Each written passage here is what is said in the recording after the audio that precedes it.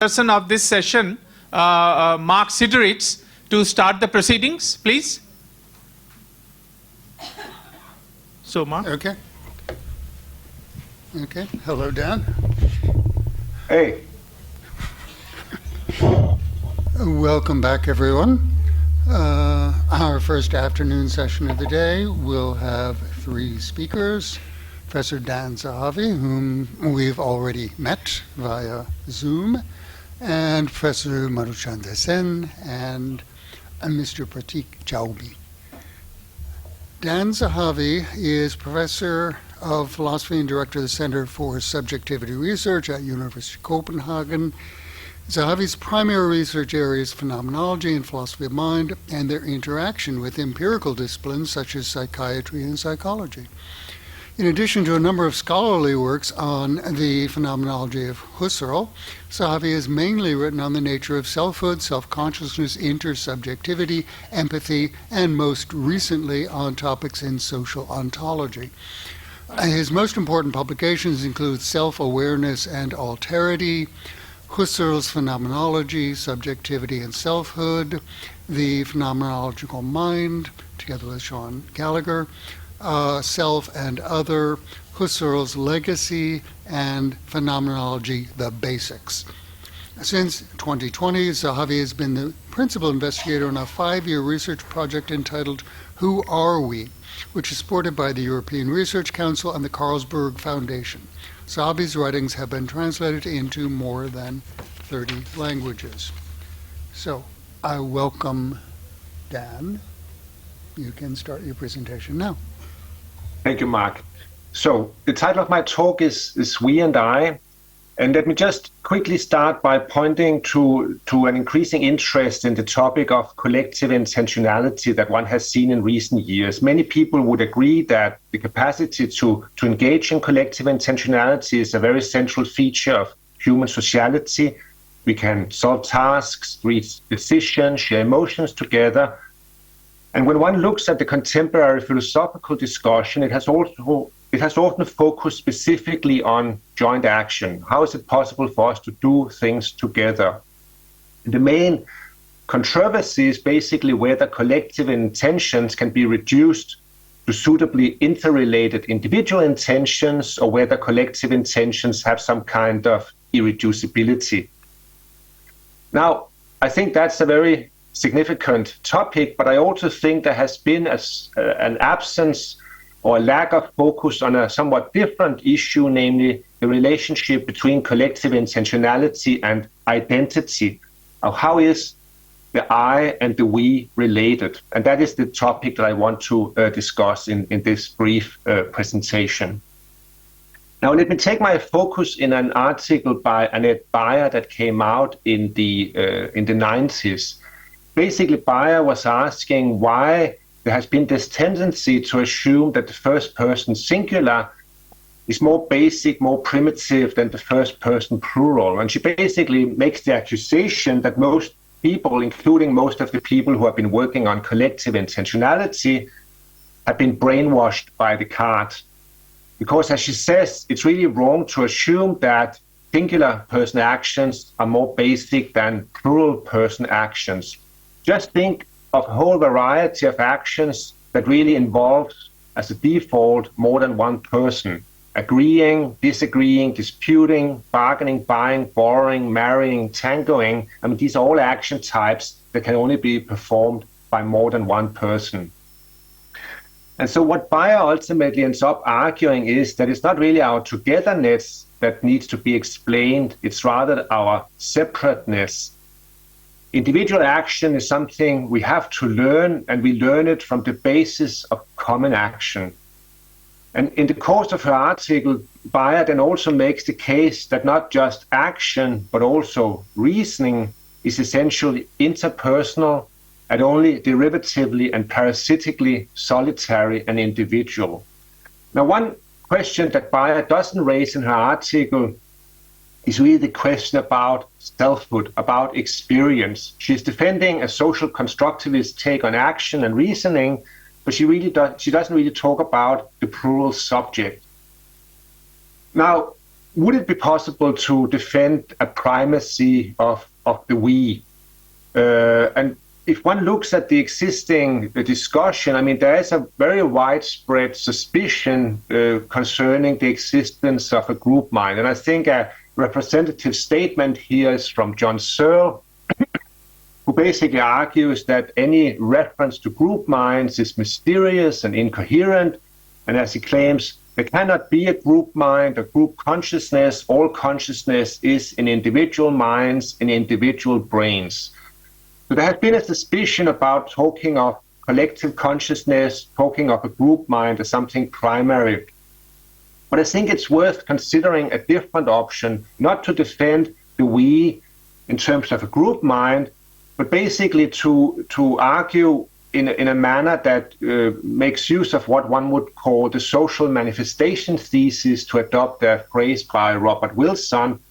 And the claim here would be not that they are group minds initially, but rather that the experiencing subject or the first personal singular perspective only comes forth under certain social circumstances. So one might argue that the self, the individual, is communally grounded, and that it requires the we for its emergence. So this is a different way of pushing the primacy of the we thesis.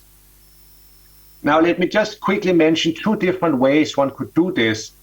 Either one could claim that we first experience ourselves as part of a group, a family, a tribe, partake in its way of life before we develop our own individuality and distinct perspective on the world. This is one possibility. Another possibility is to argue that the community doesn't merely condition what we experience, but also the very capacity for experiencing. I think both of these accounts would argue that the standard way of addressing the topic of collective intentionality, starting from individual intentions and then moving to collective intentions, suffer from an individualist bias. Let me take a look at the first option and then return to option two slightly later in my presentation. Now, one way to defend the primacy of the we by arguing that we are first group members is really can really be seen in the communitarian criticism of liberalism. Now, for many communitarians, the self is a kind of being that can only exist within a normative space. I mean, this would be the claim of Charles Taylor, for instance. The claim would be that it's by living a life in accordance with certain normative guidelines that I eventually can develop my own view of matters and thereby also develop my own distinct individuality. And again, on this normative conception, who I am is primarily a question of what matters to me, what I care about. And this is why me telling you that, say, I'm pro-life or pro-gun rather than pro-choice will tell you something about who I am. So telling you something about what norms and values I embrace tells you something about my identity. And of course, all these goals and preferences and values, what has significance and meaning for me, is largely shaped by the community of which I am part. And so on this account, rather than being initially an individuated self, and rather than having one's community membership being a mere contingent matter, my identity as a self and as an individual really has a communal origin. Now, I think there are lots of good reasons for rejecting an aggregative view of community. That is the view that one can understand the relationship between a community and its members in analogy with, say, the relationship between a heap of sand and its composite grains. But I don't think that the proposal just considered is a very convincing rebuttal of the individualist bias, nor do I think it's a very convincing defense of the primacy of the we. And I think the main reason for this is that it operates with too simplistic and unnuanced conception of what it means to be a self. And to see why, we just need to take a brief look at the ongoing debate about the nature of the self. So to put it differently, what I really want to do is to link discussions of collective intentionality with discussions occurring in philosophy of mind. Now, there is, of course, and I hardly need to say this in this context, there's, of course, a lot of controversy about the nature, structure, and reality of self. But I think there's one idea that is increasingly gaining momentum, and this is the idea that the self is neither simple nor univocal, but rather viewed as multifaceted. And I think this is an idea that one can find up through the history of philosophy. If we just look at the 20th century, consider, for instance, James's The Principles of Psychology, where James distinguishes the material, the social, and the spiritual self. 100 years later, we have Ulrich Neisser distinguishing the ecological self, interpersonal self, extended self, private self, and conceptual self. And as some of you will know, Galen Strawson published a target article in Journal of Consciousness Studies where he basically enumerated, I think, more than 25 notions of self that were being used in the contemporary debate. So there's a lot of philosophical, one can find many philosophical arguments for the need for differentiating different types of self. And I also think that there are results coming from neuropsychology and neuropathology that might point to the multidimensional nature of self. Now, let me here just point to kind of one or two basic notions of self. I do think that there are dimensions of self that are clearly social, that are first established in and through socialization. Here I would agree with the communitarians. And I think that these are also dimensions that can potentially be lost, for instance, in severe dementia.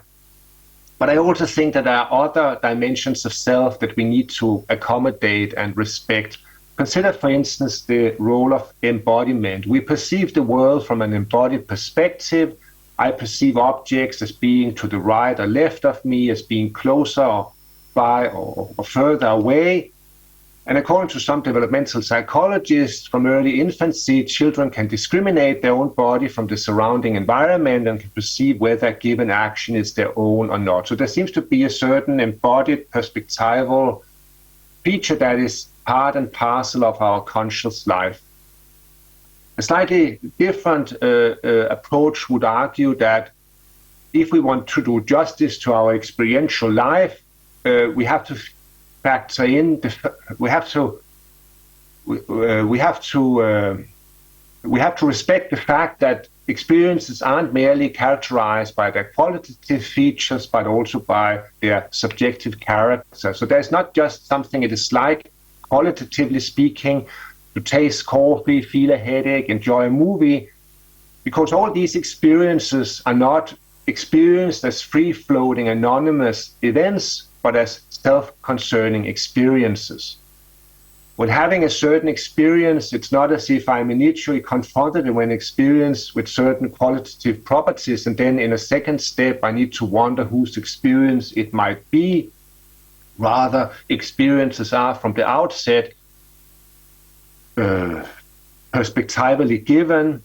They are like something for a subject, they involve a point of view, they come with what has been called perspectival ownership. And so one way to talk about this is to say that it's not really enough to talk about the what it's likeness of experience.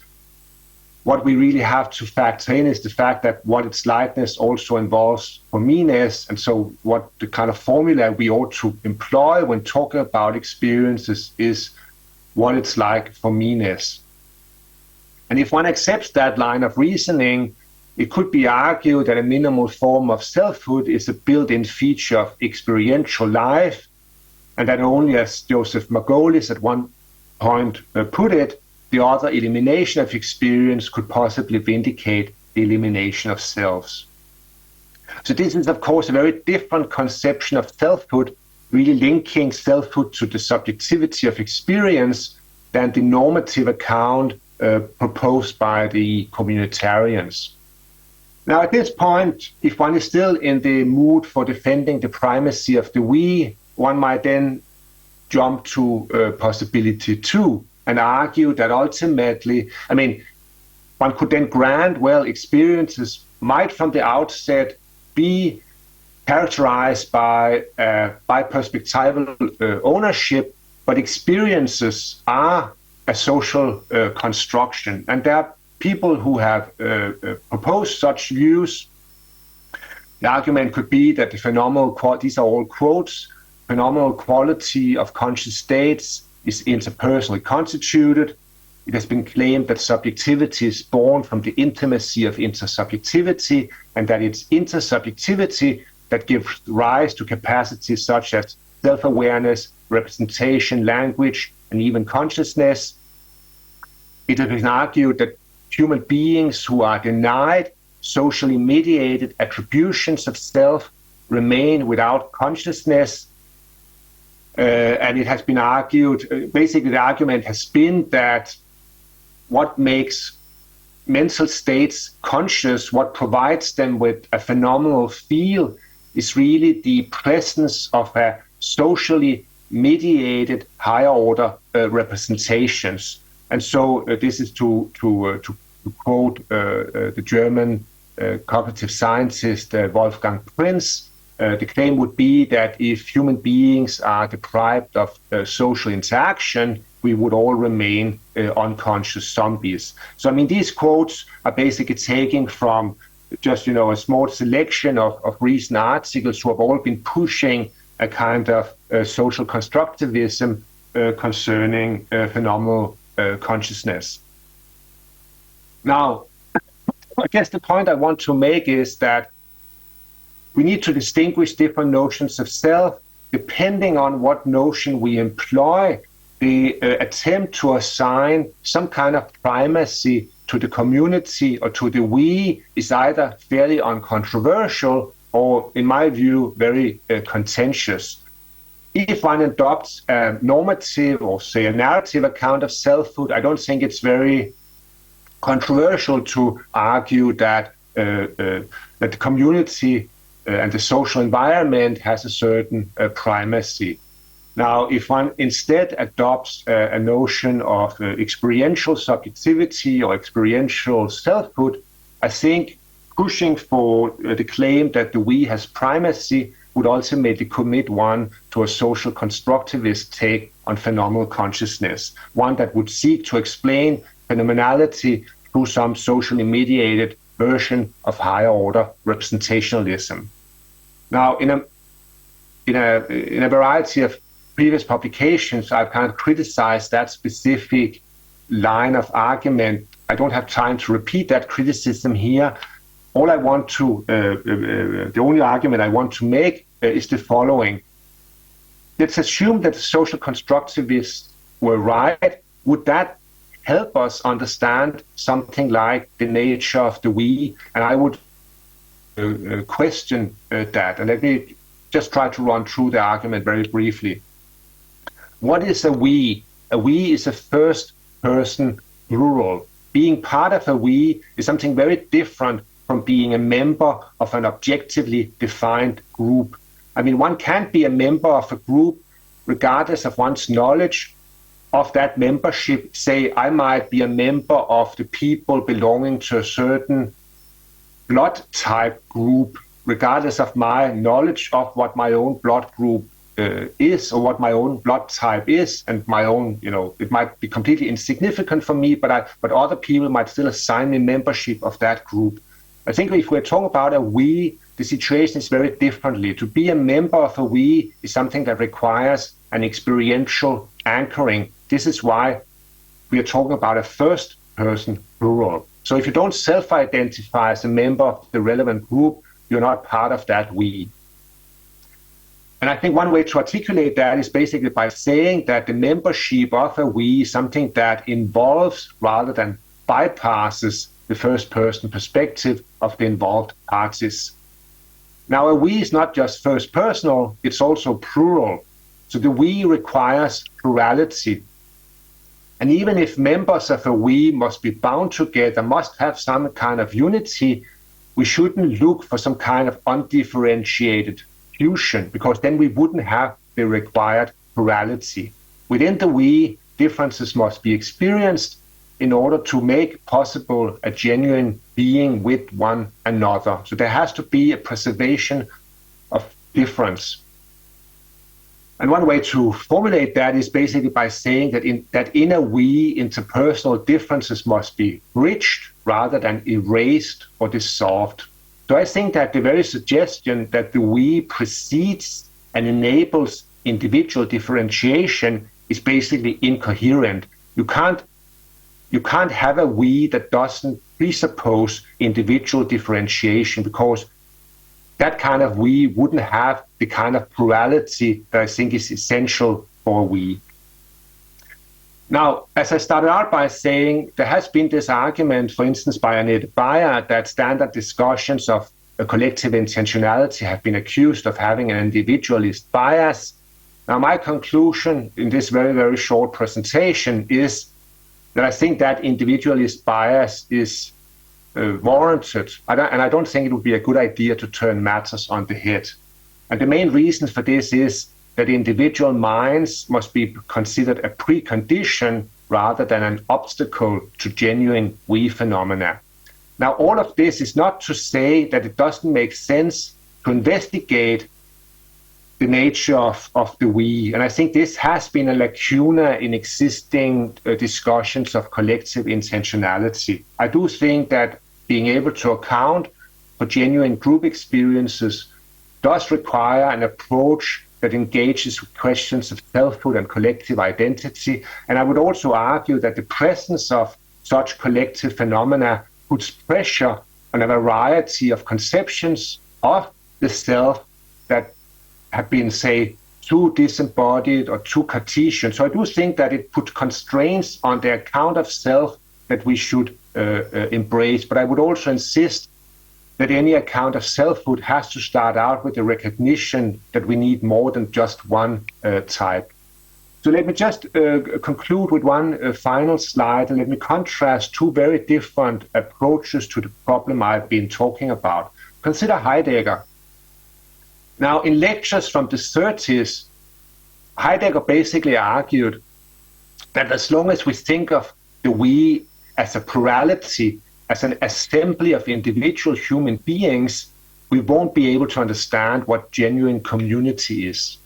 On his account, we only come to experience ourselves as individuals because of our participation in a community, so the community has primacy. And whether or not we belong to that community is not really up to us. Rather, it's something that is already decided based on our history and descent. And remember, this is Heidegger speaking in the 30s in Nazi Germany. Now, let me contrast that with a probably less well-known figure, a Polish rabbi from the 18th century, who is reported to have left us with the following enigmatic statement. If I am I because you are you, and you are you because I am I, then I am not I and you are not you. But if I am I because I am I, and you are you because you are you, then I am I and you are you, and we can talk. I think this is a very different approach to the problem than the one suggested by Heidegger. I won't conceal that my clear sympathies goes with the rabbi from Kotsk. And I do think that problem at stake here, has severe. Also, it's not just a theoretical question, it's also a political question. Does my group membership exhaustively define who I am? My answer would be no. Thank you very much for your attention.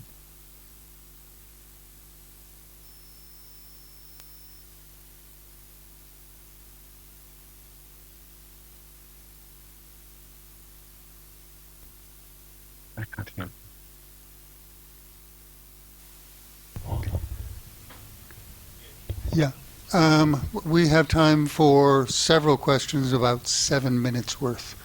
Let's see. The first hand that I saw is, if you can, who has the microphone? Microphone's going to be absolutely crucial for this session.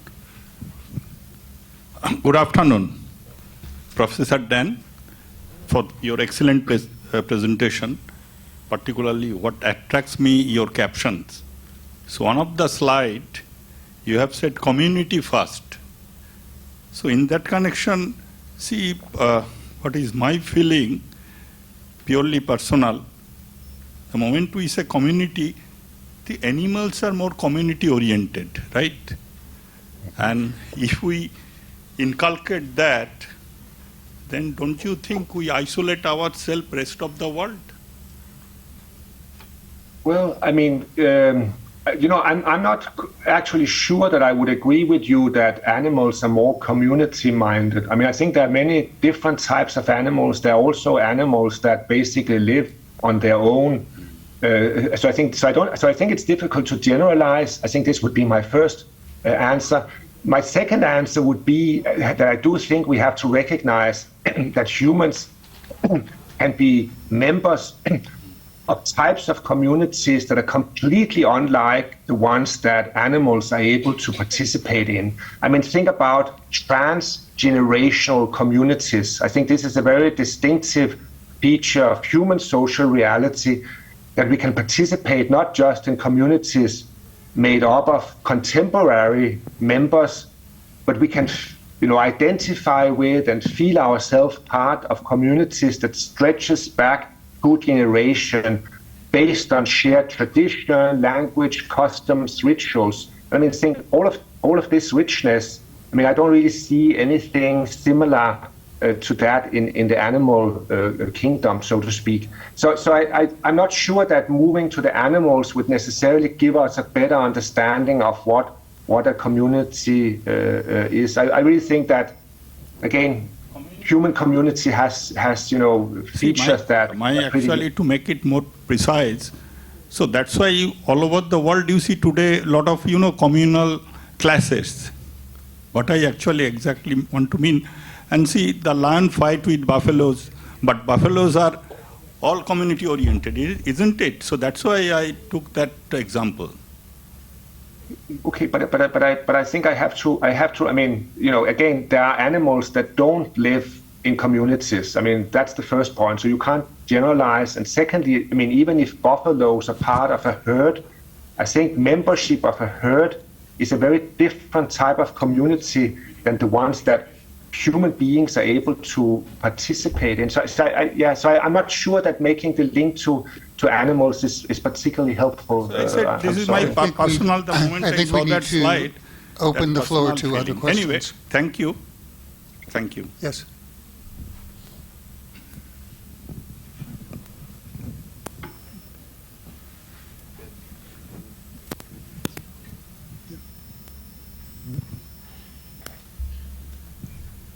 Hello. Can we include a deceased person? So that's an interesting question. My view would be that that we membership doesn't just require self-identification with the group in question, but also reciprocation, some kind of reciprocation and recognition from the other group members. I think that's what makes a we very different from other kinds of identities. And the problem with the deceased person is that even if you might identify with that person, I mean, the deceased person doesn't really have any saying in the matter. And so I don't think that in any reasonable way would qualify as a genuine we.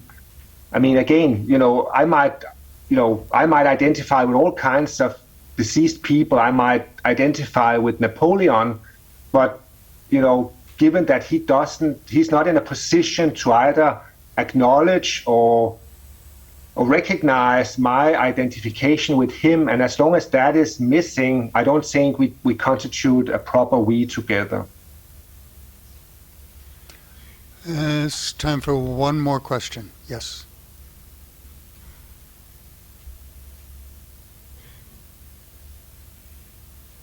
Thank you, Professor Dan Zahavi. My name is Sankita Menon from Bangalore. I was reflecting as you were sharing your absolutely brilliant presentation that in one's life we go through different stages. For example, I am a child, then I grow up, I become a student, then I become a family member, and so on and so forth. That's one. And the other is, I also become a changed person. I could be a very irritable person, perhaps at some stage in my life, and then I become a better person. I include more people, and I'm not so easily irritated. So one goes through transformations in one's life. And in that sense, can we say that one is also a we individually as well, because we have a lot of I's in that we. Thank you so much. Yeah, no, no, that's an interesting question as well. But I think, I think it's important to maintain. So I think what for me is important in thinking about the we is also to recognize the presence of genuine otherness. And so I would be very worried if one started, for instance, saying that, my ability to also have a dialogue with myself, which is also a certain plurality, that is more or less the same as me having a dialogue and an IU relationship to somebody else.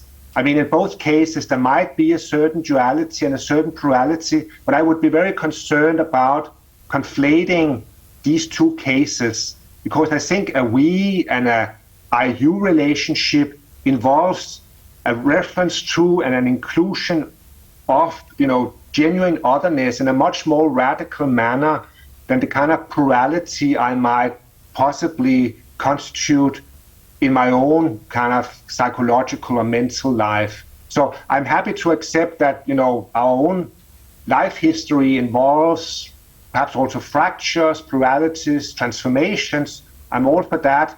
But I still think we need to, and I guess this is partly my philological Husserlian, Levinasian background, I do think it's important not to conflate the alterity or plurality in oneself with the alterity and plurality belonging to a multiplicity of subjects.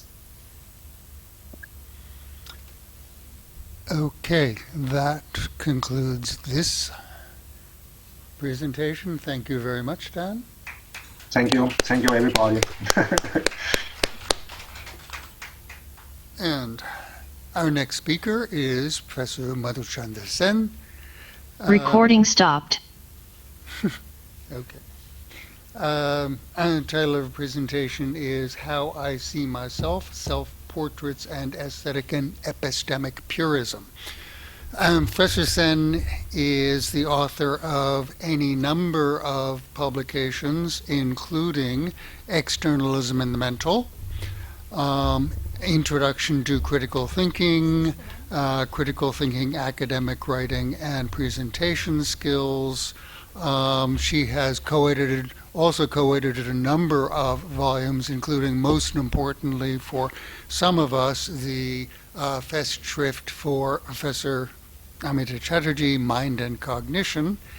And she is professor of philosophy at Jadavpur, where she has been teaching since 2011. Before that, she was at Rabindranath Bharati. So I will stop there. I could go on and on, but I don't want to eat into your time. So.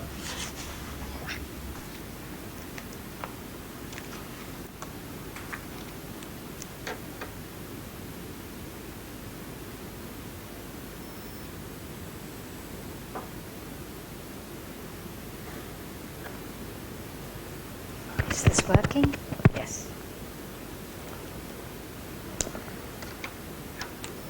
I would like to thank the Ramakrishna Mission Cultural Institute of Culture, especially Swami Tatpratananda ji and Professor Nirmala Narayan Chakraborty for giving me the opportunity of speaking in this very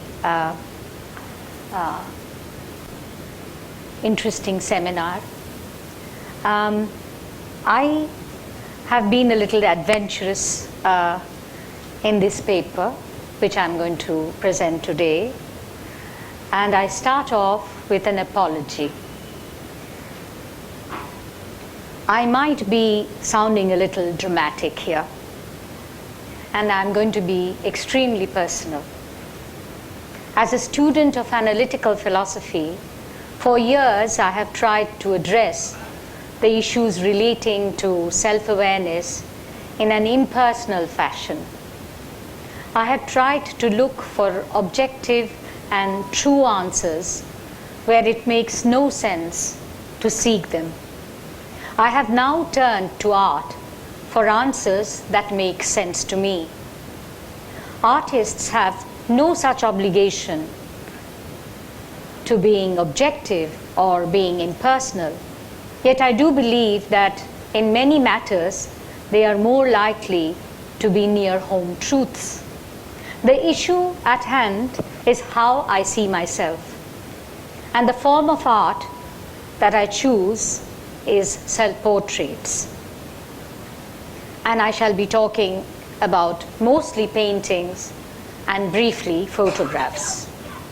The reason is obvious. Self-portraits embody the way the artist sees herself or himself. In this paper, I intend to counter two kinds of purism. Purism in aesthetics and a kind of epistemic purism. This is a coinage of mine that seems to be prevalent in the philosophical literature regarding self-knowledge and self-awareness. I take self-portraits as a case study that shows how these two kinds of purisms have to be at least doubtful. The purism in aesthetics that I'm addressing here is a view that was held by Immanuel Kant. He believed that aesthetic perception must be pure, that is, free of all interest. It is believed that the aesthetic properties of a painting lies purely in its form, color, composition, medium, and in the dexterity with which the artist employs the painting techniques. To see paintings as expressions of the artist's persona would be, under this view, absolutely wrong. I, however, think that such a view is unable to address self-portraits as a truly distinctive art form, where the artist cannot be anonymous, but is present with all her histories. Self-portraits may be seen essentially as a species of fiction, and their aesthetic appreciation is an appreciation of these fictions that they embody. In philosophy, we are keen to know how we see ourselves and what is it that we are aware of when we are aware of ourselves. Self-awareness is regarded as unique, as in self-awareness, the subject reflexively presents itself to itself in some kind of authoritative manner. Epistemic purism, as I call it, regarding self-awareness, seems to suggest that we do not have a privilege. Epistemic purism regarding self-awareness seems to suggest that we do indeed have privileged access to ourselves, and the things that are presented to us in such occasions of self-awareness have to be some kind of mere subjective presence with a kind of inwardness. But if self-portraits are depictions of how one sees oneself, then this kind of purism cannot be acceptable. I intend to make a brief study of self-portraits to show how aesthetic purism and epistemic purism regarding self-awareness cannot be correct. To start with, I would like to say that in this paper, I am addressing the question, who is it that I am aware of when I am self-aware? I am not seeking to have a kind of emancipatory self-awareness. Rather, I want to understand what my mundane self-awareness consists in.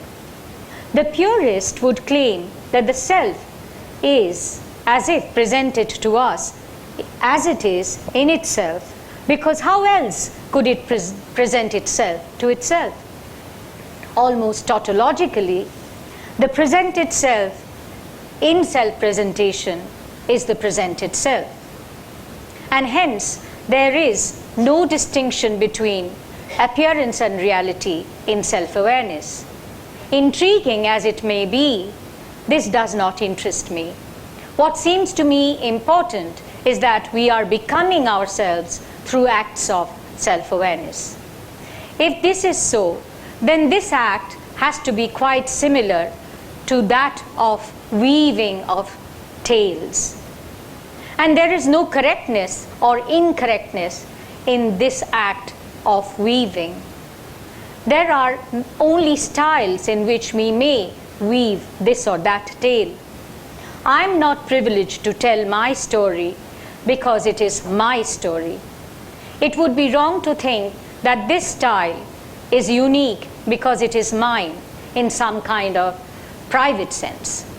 Styles are picked up along the way as we learn to weave tales from our interactions with other weavers.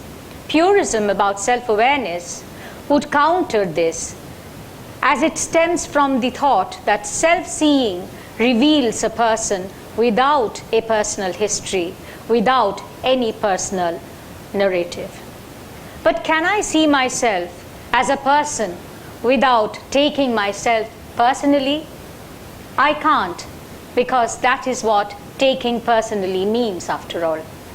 Self-seeing, hence, is bound to be messy and bound to be rich in texture, as self-seeing is never just self-seeing. Along with the self-awareness, there seems to be a kind of preparation, a preparation for becoming the person that I am. And this process of becoming involves a great deal more than a detached ahistorical awareness of an inwardness. Purists would disagree. They would take strange examples to substantiate their claim. They would ask us to imagine a person who, due to amnesia, has lost all autobiographical memories. It is then said that this person may still retain a kind of minimal I sense. And it is this minimal I sense that epitomizes self-awareness and constitutes subjectivity. I find this idea of a kind of depleted self really uninteresting. I feel that it is the moments of acute self-awareness which are interesting. Moments of shame, grief, pride, desperation. I would like to further claim that these acute moments of self-awareness are bound to be evaluative, as Dan was saying a little while ago. We have to understand that understanding oneself as a subject of one's own experience does not happen automatically. Developmental psychology has taught us that this awareness is initiated by a kind of socialization. And I don't want to go into this because Dan has talked about the role of the we in our self-awareness. But still, we feel that we are given to ourselves in some sort of unique way.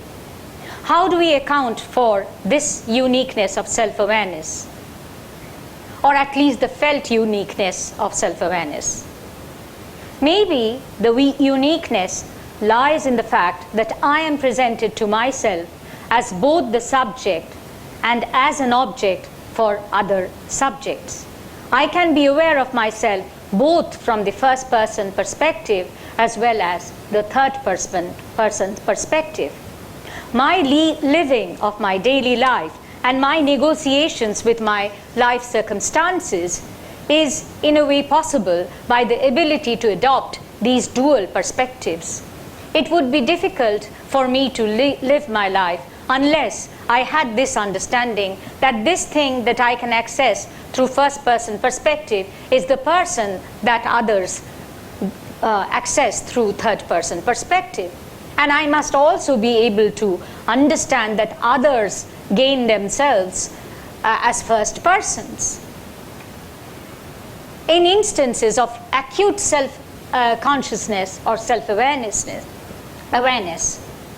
There seems to be a split. I see myself with the judging eye of the other. Then I realize that this person seen with the eyes of the other is none other than me. And then I soar with pride or shrink in shame.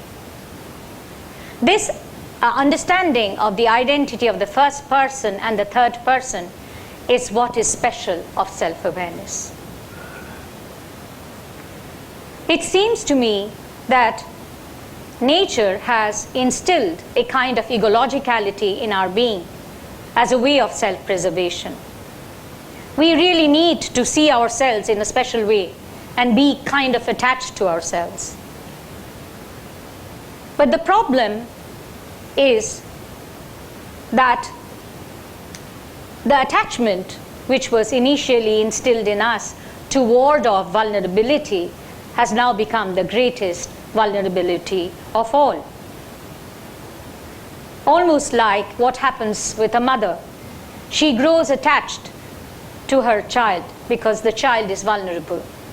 But slowly and surely, this attachment makes her the most vulnerable being on earth. I'm talking about self-portraits because they personify this dual yet collapsing perspective we need to have in order to become the persons that we are. A self-portraiture portrays the first person in the third person. If we look into the history of self-portraits, then we realize that it is a rather modern art form. What makes them remarkable is that this art form announces the birth of the artist. They are the expressions of the artist's identity. Artists who were merely seen as invisible craftsmen, now by owning their own creations, become artists and hence give birth to their art. In fact, the proclamation of authorship was at one point of time regarded as blasphemous, as the prevalent religious belief was Deus artifex, that God alone was the creator. So the birth of the artist by, announcing her ownership is a kind of restructuring of social relations as well as the restructuring of the artist's identity. The aesthetic purism that I mentioned right in the beginning fails to acknowledge that self-portraits are indeed special kind of art form. Aesthetic purists have sometimes argued that the idea that self-portraits are distinct is a myth.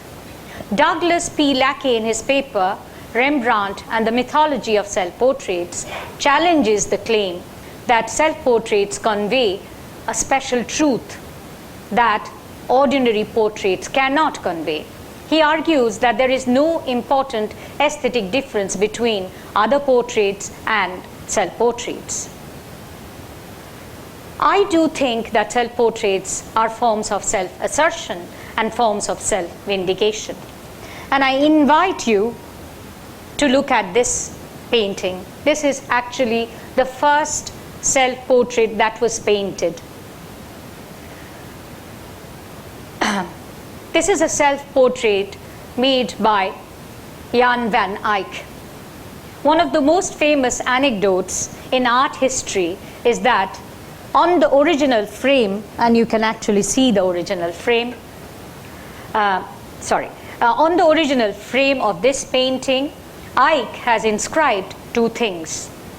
At the bottom of the frame, it is inscribed in Greek, Jan van Eyck made me in October 21, 1433. And on the top is inscribed his famous motto, Jan van Eyck, as well as Eyck can. And there is a pun here, as I can and Eyck can. We find a very distinguished gentleman painted against a black background who is looking directly at the spectators with a calm gaze. He wears a flamboyant red turban, whose deftly painted folds give the painting an amazing three-dimensional character.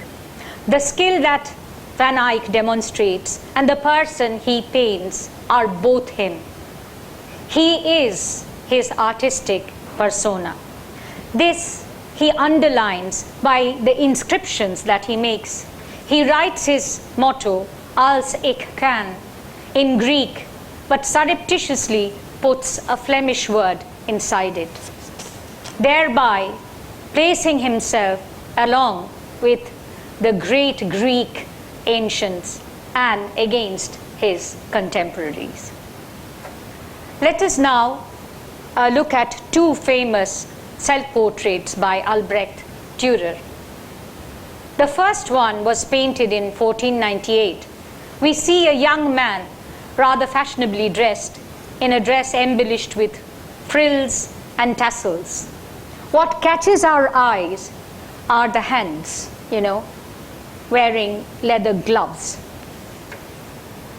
By drawing the observer's attention to this tool, the hand, the artist's greatest tool, Dürer is actually vindicating his artistic persona. This painting also bears Dürer's famous seal, which is in fact a self-portrait in its own right. He is actually telling us that not only can I paint, I am also a printmaker. Now we go on to see Dürer's famous painting as Jesus Christ. And if we notice, I'm sorry you cannot see it because the reproduction is not that good. If you look at this painting carefully, you will see that he has inscribed these words along with the painting. I, Albrecht Dürer of Nuremberg, have painted myself in my true colors.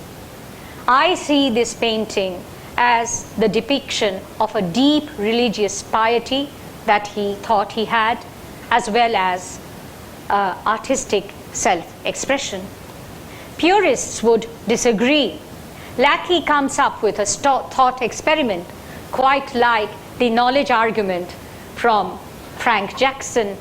He says that suppose you just come to know that all the self-portraits that you have seen made by Rembrandt are not self-portraits at all. They are the paintings of Rembrandt's twin brother. Or you come to know that these are not paintings made by Rembrandt, but they are made by a student of Rembrandt.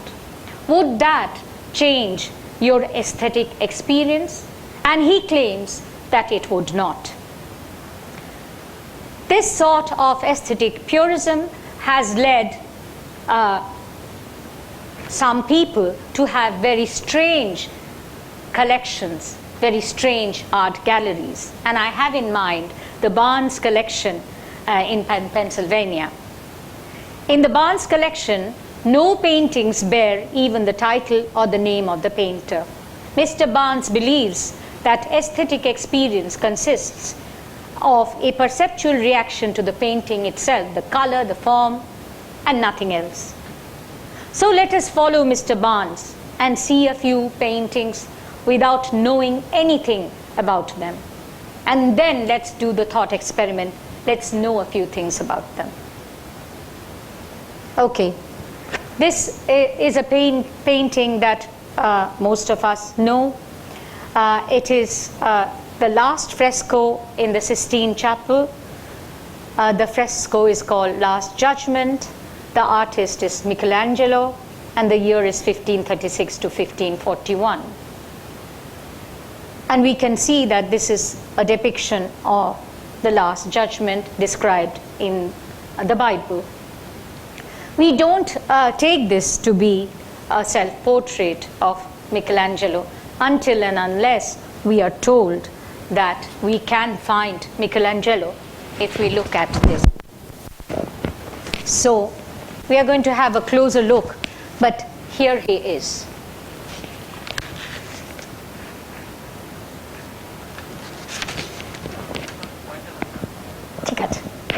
So now we see the details.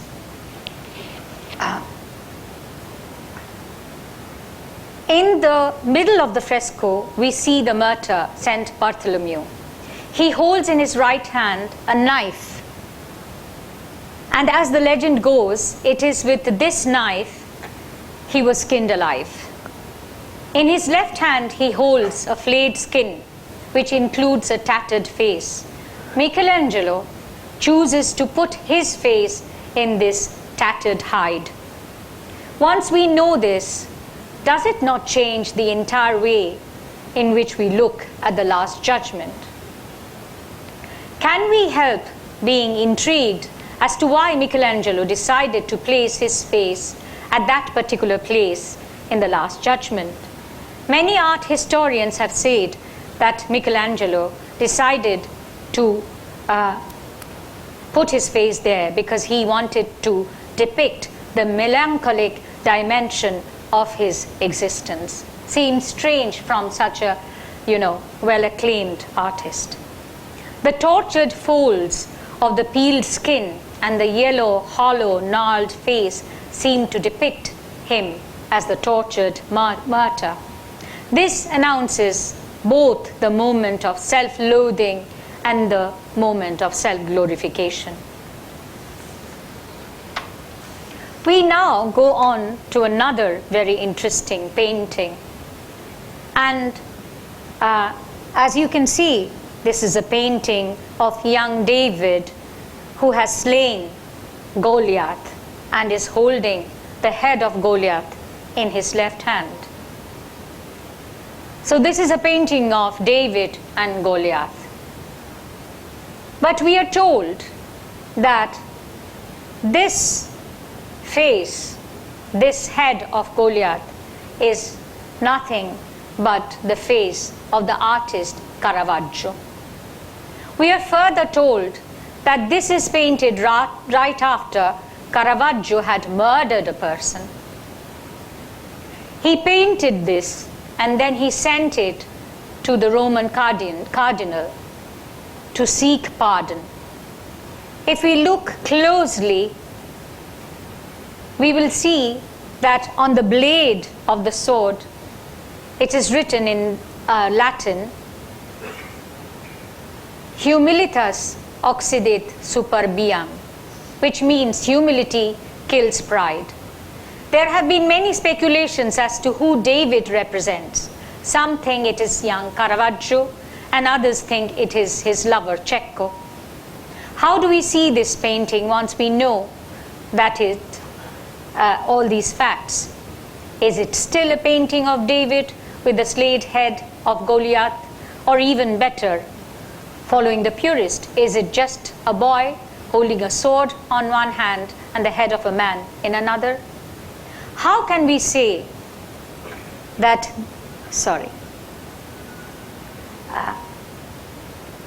we shall now go over to another famous painting, self-portrait.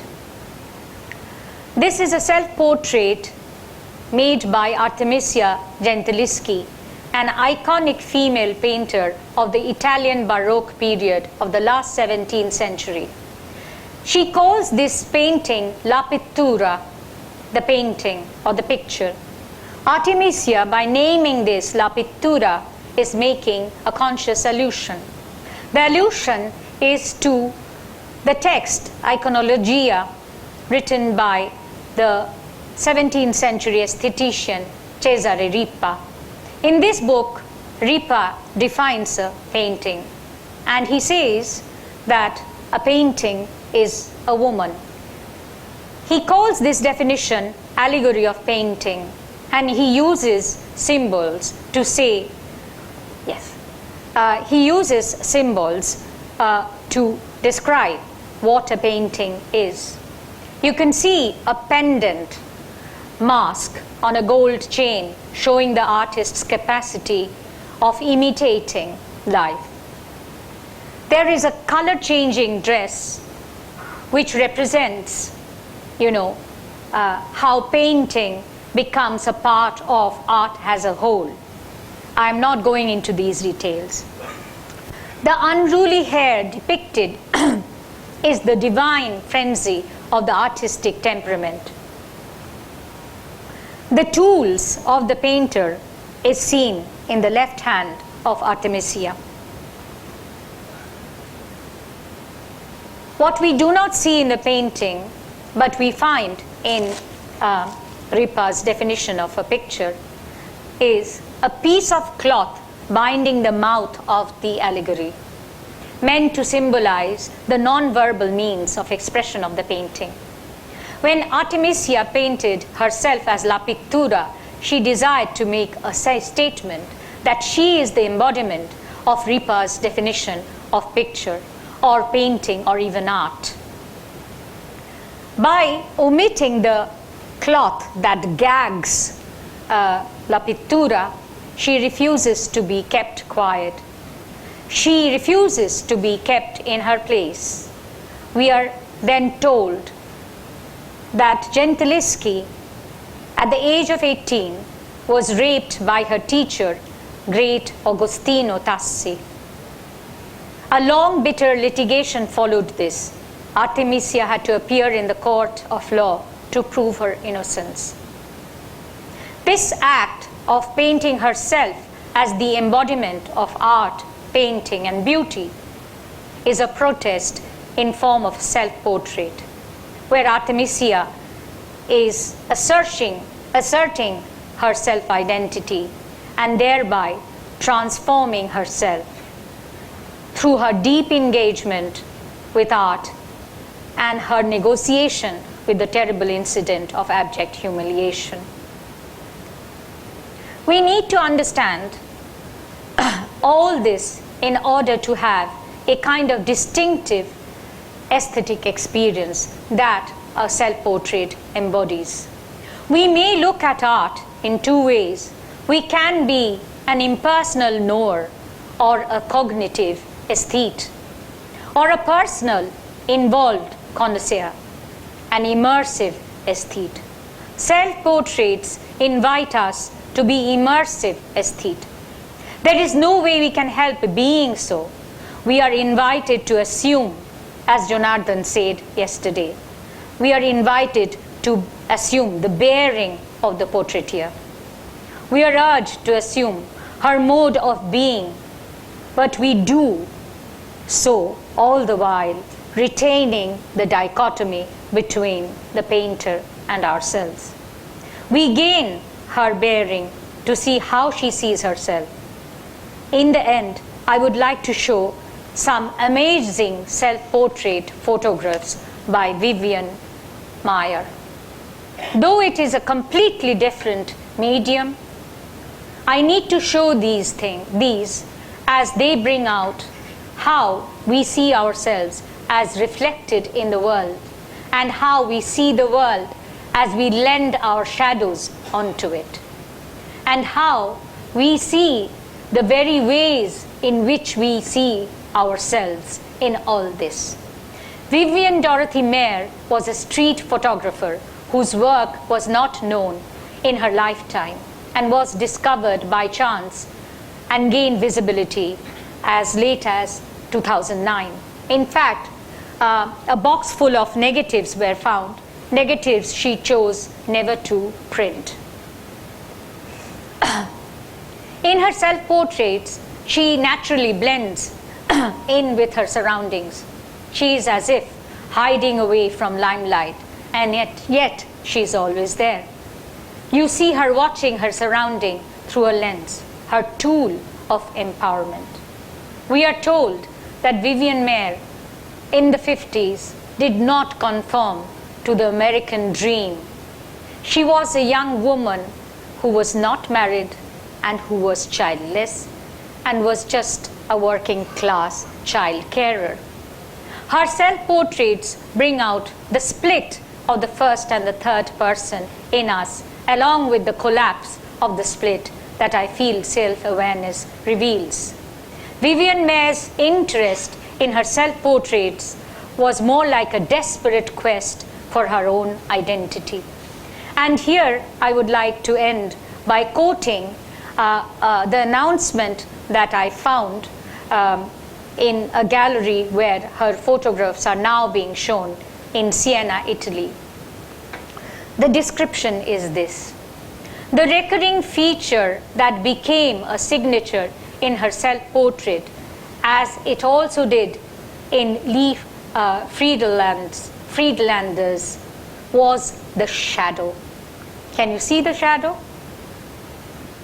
The shadow, that silhouette, whose defining property is its attachment to the body. That duplicate of the body in negative, carved out of reality, has the ability to render that which is absent present.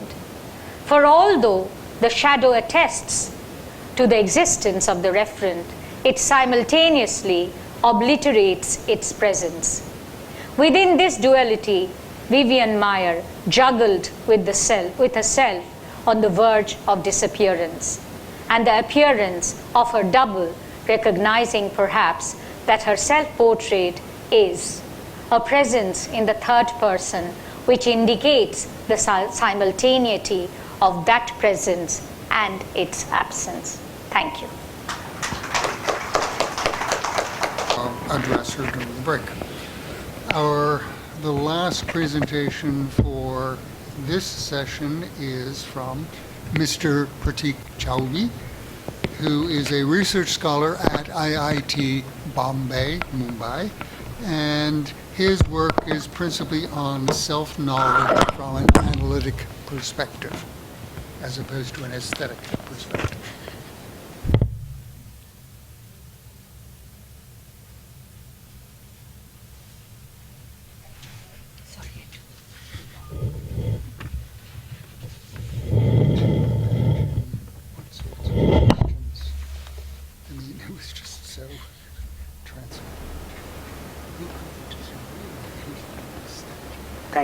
Thank you very much, Professor Cedrics.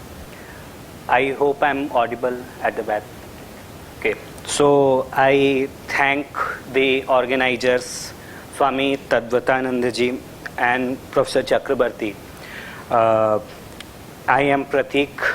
I am a research scholar at IIT Bombay, and I would be presenting the title of my presentation is The Dilemma of Self-Knowledge, Opacity and Responsibility.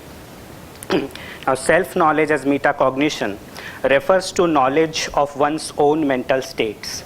Accounts based on cognitive science and empirical empirical research question the very idea of self-knowledge and deny its possibility. Schwitzpegel, Peter Caruthers, and Kasim Kasam argue for this effect. Their skepticism is based on the lack of empirical evidence to confirm its possibility. They argue that our minds are opaque to us, and it is awkward to accept the epistemic superiority of self-knowledge. It is, at best, self-interpretation. I raise a dilemma against this opacity view by highlighting that it fails to explain commitment and normativity. In contrast to this opacity view, it is argued that self-knowledge can only be understood in connection with rational agency and responsibility. Tyler Burge, Akhil Bilgrami, and Richard Moran have suggested similar ideas. Bilgrami regards beliefs as commitments and contends that the very notion of commitments presuppose knowledge of the commitment. That is the second-order belief. In this connection, a further examination of these two perspectives may be necessary to show whether these two camps, the one of Caruthers and the other of Bilgrami, are talking about the same thing or whether they are speaking at cross purposes. One way of conceiving this idea is to show that there is a dilemma. Self-knowledge cannot be possible as traditionally understood, and yet it has to be the presupposition of rational agency. Hence, we need a minimal self-knowledge to make sense of rational agency, commitment, and first-person authority in general. Minimal in the sense that this kind of second-order knowledge can be there and shape our behavior and action without at the same time being phenomenally apparent to a subject. This is not to say that it is never apparent. Rather, even when it is not so, it forms the background of agency. Self-knowledge is unique because it is tied to these notions in the way other kinds of beliefs are not. The empirical findings do not undermine the value of self-knowledge in this sense. I address an objection that can be made against this line of argument. I suggest that self-knowledge is understood in two different ways by both of these camps, and the opacity accounts leave some important issues unaddressed. I conclude by highlighting the different issues at stake and what role new empirical findings can play. In our interpersonal engagement, I suggest our reactive attitudes towards agents do not rest on this dilemma's outcome. Now, contemporary accounts of self-knowledge that arise from experimental psychology and cognitive sciences present a skeptical picture. The degree of the denial of self-knowledge varies, but it is argued that we do not have self-knowledge in the relevant sense most of the time. Our minds are opaque to us. I call this claim in question by arguing that responsibility and agency pose a dilemma for these theories. The main thrust of my argument comes from the idea that self-knowledge is a special kind of knowledge because it is intertwined with normative ideas, responsibility, commitment, and so on. The challenge for cognitive accounts is to explain this normativity while maintaining their skepticism. I argue that they cannot give a satisfactory account for the same. They may claim that there is no connection between self-knowledge and normative issues, but as we shall see, this claim leads to implausible results. The other option that is available to them is to accept that there is a connection between some kind of self-knowledge and normative issues, but accepting this will defeat the very idea that they want to argue for. Either way, then these accounts are unable to accommodate for normativity. Self-knowledge refers to knowledge of one's own mental states. There are two main sources of making a claim about this kind of knowledge. Descartes believed that we are infallible and omniscient insofar as our knowledge of our own mental states is concerned. According to him, self-knowledge is immediately given for privileged access to the subject. Ryle, on the other hand, argued against this and dismissed the Cartesian introspective model as the dogma of mind as a second theater. Ryle rejected the idea of immediate, private, and infallible self-knowledge and argued that this model of self-knowledge is nothing more than a logical muddle. Ryle proposed a non-observational inferential model. Now, these days, such strong claims about self-knowledge are usually avoided. Christopher Peacock, for example, modifies the omniscience aspect of self-knowledge and argues that there are some states, and if one is in those states, then one is justified in believing that she is, even if the actual belief is absent. Shoemaker suggests that instead of looking the problem in observational terms, we should look it from a different angle. He argues that there is a constitutive relation between a first-order belief and its corresponding second-order belief. For Shoemaker, then, believing P constitutes a corresponding belief that one believes that P. Annalisa Koliva similarly argues that having a second-order belief can constitute the relevant first-order belief. However, the line of thought that arises from Wittgenstein-Ryle does not accept this claim. For them, our knowledge of our own mental states is as good as knowledge of the mental state of others. There are various nuances that different philosophers have in how much they are willing to grant, but they all rebel against privileged epistemic access. Ryle writes that knowledge of what is to be known about other people is restored to approximate parity with self-knowledge. Now, the entire behaviorist project that Ryle is advocating can be best put in his own words, and I quote, "The sort of things that I can find about myself are the same sort of things that I can find about other people, and the methods of finding them are much the same. A residual difference in the supplies of the requisite data makes some difference in degree between what I can know about myself and what I can know about you, but these differences are not all in favor of self-knowledge." The main target of my argument, that is the accounts based on these opacity accounts basically, as we shall see, are an extension of Ryle's position.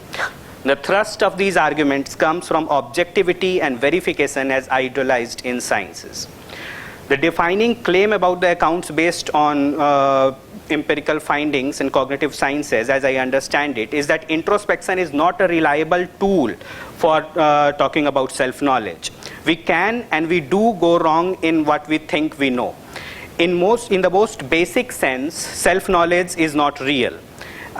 Eric Schwitzbagel, Peter Caruthers, and Kasam, I take them to be the representatives of this view. Their skepticism is based on lack of empirical evidence on self-knowledge. Caruthers has argued that self-knowledge results from turning our mind-reading capacities on ourselves. He explicitly denies that our access to our own minds is in any relevant way different in kind from our access to other mind. Caruthers calls this mind reading is prior model. He calls this theory interpretive sensory access, or ISA for short. The idea behind ISA is that one's faculties can only access perceptual or sensory information about one's physiological arousal, bodily movements, and inner speech. Like Ryle, Caruthers advocates that we do not have access to our own thoughts in a transparent way. Our minds are opaque to us, and the access that we have depends on our mind-reading faculty, which has no direct access to our attitudes. It means that there is no first-person authority grounded in some special way in our own mind. Caruthers writes, and I quote, human mental life consists of islands of conscious events surrounded by seas of unconscious processing, end quote. He claims that ISA theory best explains the data gathered on confabulation. Cognitive scientists have studied a phenomena, confabulation, in many widespread empirical studies. We are here presenting one of the tests where implications for our purposes will become clear. This is JP Brazil Nito et al. Did a forced choice response time task where they instructed the participants to extend their index finger once they heard a sound in their headphones.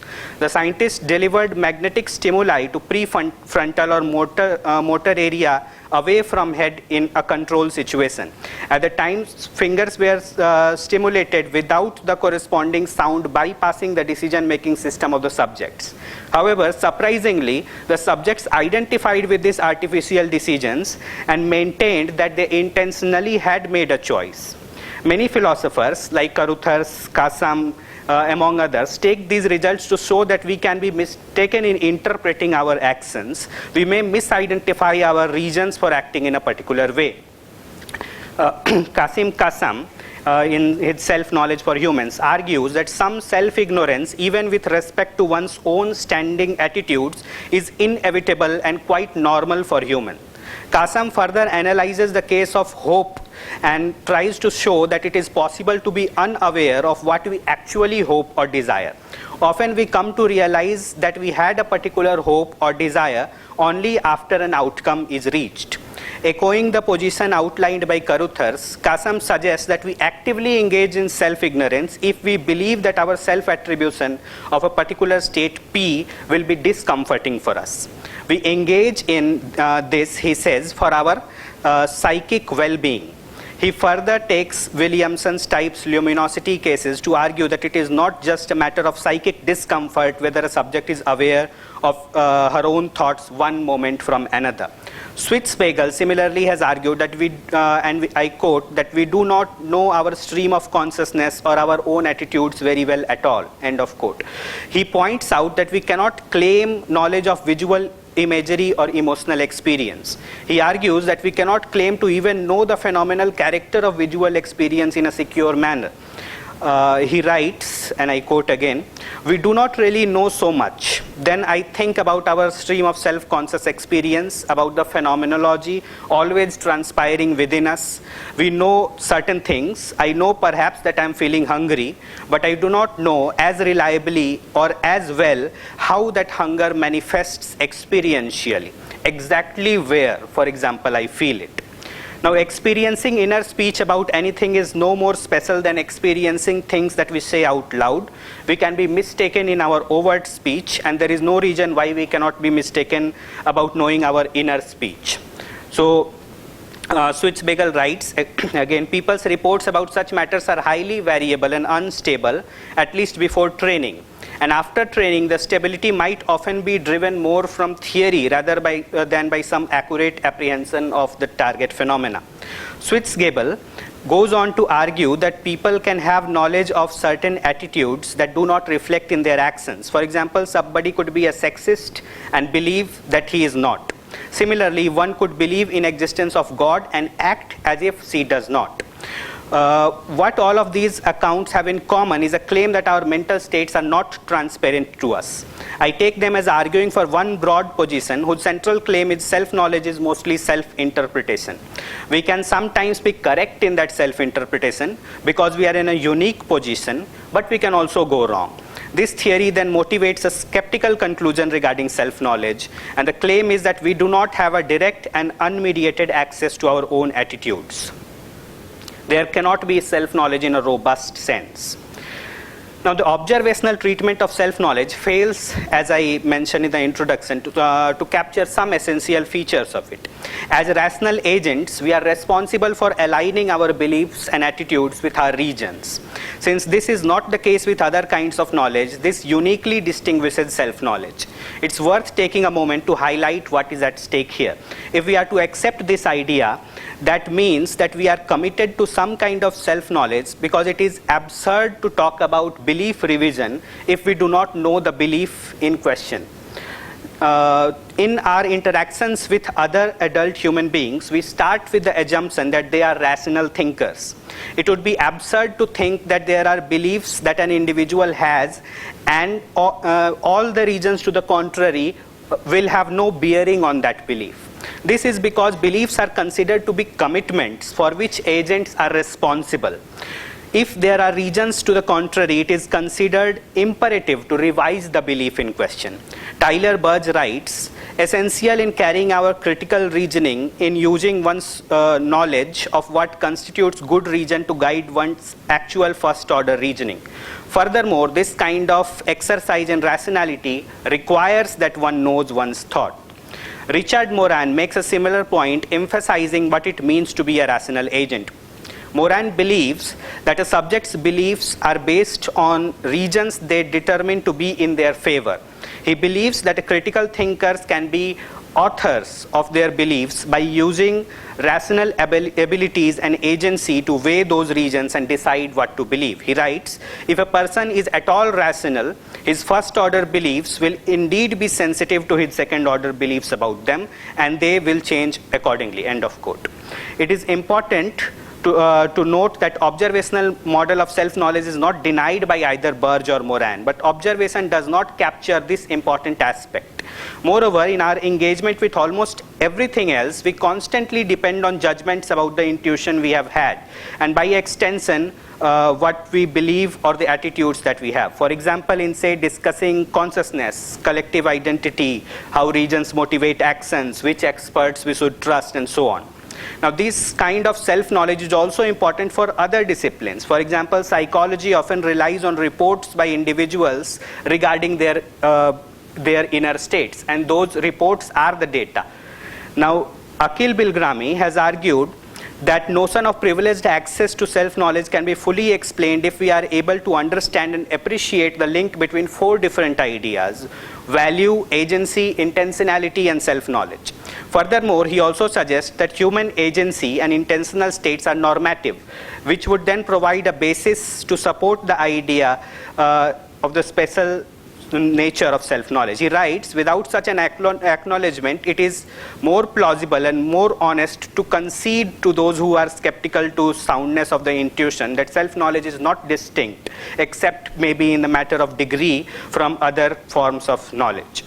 Bilgrami extends Peter Strawson's argument to self-knowledge. Strawson had famously argued that freedom of action is a necessary presupposition for reactive attitudes that we have towards agents, as well as how we treat responsibility. Bilgrami's innovation is pointing out that free action presupposes that each such action is also self-known. Without this holding, reactive attitudes will make little sense. The larger idea then for Bilgrami is that it makes sense to speak of free agency only if at the same time we have self-knowledge of our intentional states. Bilgrami argues that we will have to reconceptualize self-knowledge in non-naturalistic terms with values at the center. For him, intentional states are normative, like commitments. So normativity and responsibility pose a threat to the opacity account, If self-knowledge is merely self-interpretation, we would have to rework a lot of those ideas. If it is correct that responsibility requires intentional state to be self-known, it undermines their project. If it is not the case, then it needs explaining why it is when one ascribes oneself an intentional state, at the same time he makes a commitment to act in a way that fulfills whatever normative requirement that attitude demands. One may object to this line of argument that it is a semantical issue and that natural language can only tell us little about our cognitive apparatus. Natural language processing deals with semantics and knowledge, but cognitive sciences also deal with the same questions independently. That we have certain presuppositions when we use language in an interpersonal setting is something that might be a feature of language. It might be objected to. The kind of argument that I have tried to make is that we cannot impose these normative features that we detect in language and impose it on how cognition is supposed to work in our brain. It might be objected then that self-knowledge is an artifact of grammar. Language is a striking human capacity. It's an accumulation of learning from the culture. It's a rule-governed social system that serves as a marker for society and culture, and it develops mostly independently from our cognitive makeup. On the other hand, cognition is probably a distinct human capability. One way of looking at it is to suggest that cognition is largely independent and different domains of it must be learned separately. Fodor for some time was a proponent of some kind of this view, the modular theory of cognition, according to which some psychological processes are self-contained. It can be objected that we cannot look at language and make claims about one of these modules. Now, even post-Fodorian theorists such as Sperber, Carothers, they contend that mind is modular through and through, up to the higher level systems responsible for reasoning, planning, decision making, and so on. Now, this objection is a serious one, but it does not really defeat my argument. If anything, it shows probably that the two camps in question are quite possibly talking at cross purposes. Just because something is an outcome of a shared cultural practice does not render it unreal. Now, this example should make my point clear, and I'm indebted to Professor Akil Bilgrami. He used this example in a talk that he gave at IIT Bombay. Now, a fisherman sees tides higher than usual and decides to return to shore. Upon being asked why, he says that he perceives threat and danger. Now, one may ask him to point out where exactly this threat is, and he will point to the waves. It may be objected that there is no threat there. It's just water, waves, and so on. Now, just because threat is not a part of the furniture of the universe and no evidence can be given for it in a strict sense, it does not mean that it is non-existent. The threat is as real as waters and waves. Similarly, saying that our minds are opaque to us because there is no evidence for self-knowledge in the cognitive process and denying self-knowledge because of that is not desirable. Even if we cannot show the required empirical evidence for the same, that is akin to other cognitive phenomena, it is unwarranted to say that our minds are opaque to us and that there is only self-interpretation and no self-knowledge. Perhaps both of the camps that I discussed are using the same word, self-knowledge, but the explicandum is very different, and hence the apparent disagreement. A careful conceptual analysis is required to demarcate the concepts in question. Now, in conclusion, we can say that there is a dilemma of self-knowledge, and this dilemma arises because there are two ways of conceptualizing it. The opacity accounts are a culmination of Ryle's behaviorist argument against self-knowledge. Nonetheless, there are strong reasons to resist this line of thought to make room for agency. The opacity accounts leave out an important aspect of self-knowledge unexplained. Even if we accept that our knowledge of our own minds is mostly interpretive, they have a serious limitation because they cannot explain commitment and normativity. Agency requires conscious self-knowledge of states involved in decision-making, and without this precondition, it would be absurd to make sense of responsibility that agents have in forming their beliefs and revising their beliefs. Moreover, the reactive attitudes that we take towards people would make little sense without at the same time tacitly accepting that subjects know their intentional states that they act on or do not act on. It must be emphasized that this is a vital and important part of self-knowledge, and this kind of knowledge is distinctly non-observational. It is indispensable. We should be wary of unwarranted skeptical conclusions. We should also be wary of conflating the two senses and making an absolute claim. Understood thus, we see the virtue of self-knowledge and the importance that it has for us. Thank you.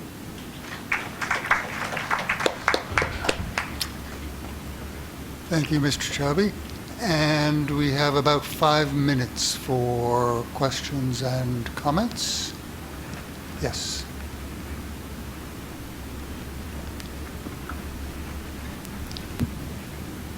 Thank you, Shovik. Excellent presentation, but I'm a little confused. So you have used the name of expert, and so finally where we land? Self-knowledge.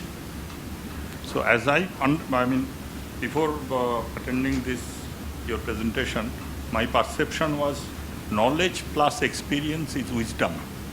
Now, after listening to you, sorry, it's confusion.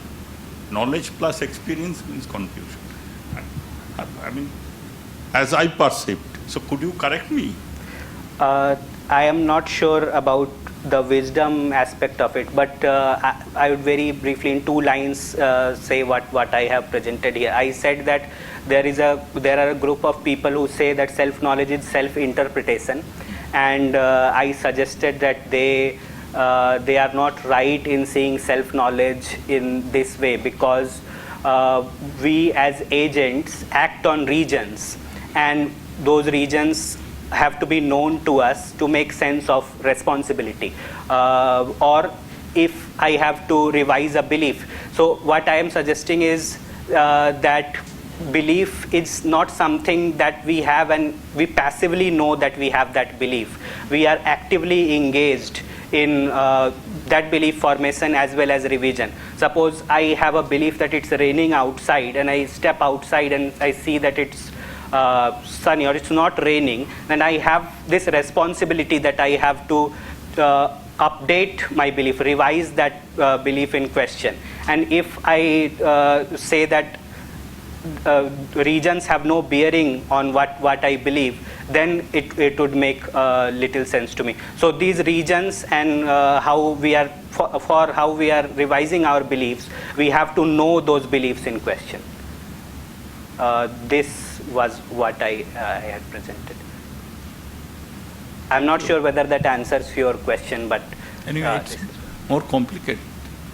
Anyway. I'm going to go to the back of the room. No, apparently the microphone's going somewhere else. Sorry. What do you mean by self, belief, and knowledge? Self, belief, and knowledge. What do the 3 terms mean? Okay, so this is probably one of the most difficult questions that can be posed, and probably it's putting me on a spot because I was talking about self-knowledge. So self, I'm not thinking of self as some entity that is there that's making a decision. I am more interested, that's an interesting question, what this entity is. I'm not saying that, but what's interesting to me is the agency aspect of it. The agent who decides, who is making a choice, if the agent is making a choice, that is. So I would reduce for the moment self to that, agency. Now knowledge in itself, or beliefs, first you asked about belief. So this agent is in a constant engagement with the world, and there are some say things in the world, so that agent has some ideas about what's there in the world. Say this here, it's a bottle in front of me, so this I have a belief that there is a bottle in front of me. You have asked me a question, so I have a belief that you have asked a question to me. This, in a very basic sense, this is what I think belief is. And knowledge is, again, I'm not sure how to best put it, but when I'm speaking self-knowledge, I am talking about knowledge of those beliefs, the beliefs that I have, that there is a bottle in front of me, that you have asked me a question, that it's say 3:29 p.m. and so on. So I'm talking whether I have a second order awareness of these first order attitudes. So that's what I mean by self-knowledge. So. Prateek, you mentioned about an experiment where the participants were given acoustic signals, yes, and they used to respond the finger accordingly. And later on, when they were subjected to some kind of flowchart on the basis of artificial intelligence, they exactly responded same to the analogous of those signals. So how does it get the person to accustom to that particular signal to get a cognitive idea that he has to respond accordingly? Even the acoustic sounds are not being played, but the flowchart is being given to him. So I'm not sure about the flowchart. So the experiment was that a stimulus was given. Yes, the stimulus. Yeah, to the part of the brain that's responsible for moving that finger. So clearly, when that stimulus is given, the agent, the person in question, has not made a choice that she has to move that finger. But when asked whether she consciously made that choice, she responded yes.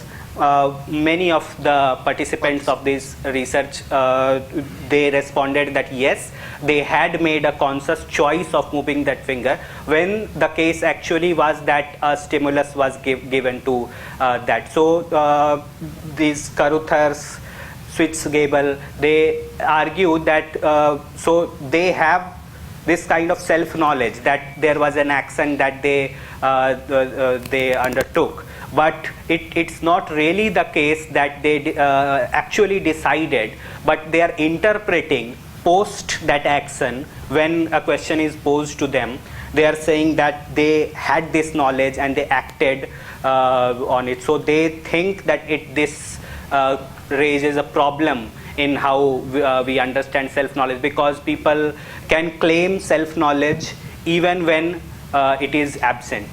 And any kind of time relevance, the time elapse of a particular trial or number of trials to be evaluated, that is taken into consideration? So time, yeah, I would put it a bit differently. So the phenomena of, say, rationalization, there are instances when after an event has occurred, people give reasons for why they acted in a particular way, while in that situation it might not necessarily have been the case that they are thinking about these reasons. So they are rationalizing it afterwards, and many a time they claim that this was the reason. So what exactly is going on, I'll have to think a bit more carefully about that. Yeah, right. Yeah. Thank you for your question. I'm sorry, but we are now definitely out of time.